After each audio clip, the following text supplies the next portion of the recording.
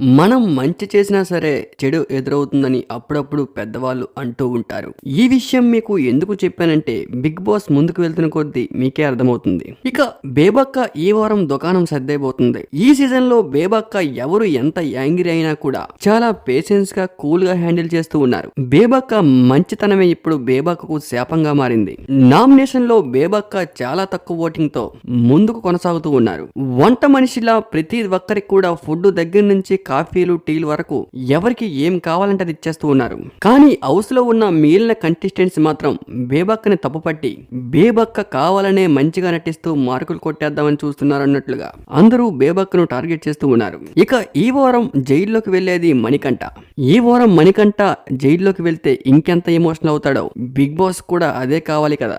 Already మణికంఠను big boss house లో జైల్లో పెట్టేందుకు రంగం సిద్ధమైంది.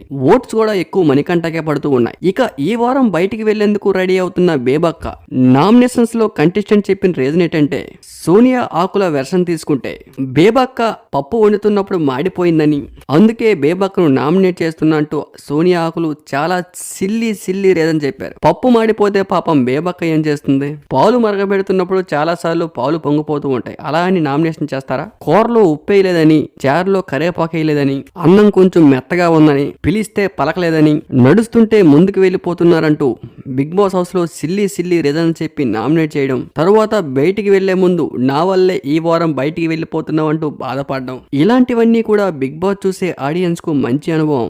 మరిన్ని లేటెస్ట్ బిగ్ బాస్ అప్డేట్స్ కోసం మన ఛానల్ ని సబ్స్క్రైబ్ చేసుకోండి. Thank you for watching. టింగ్ టింగ్ టింగ్.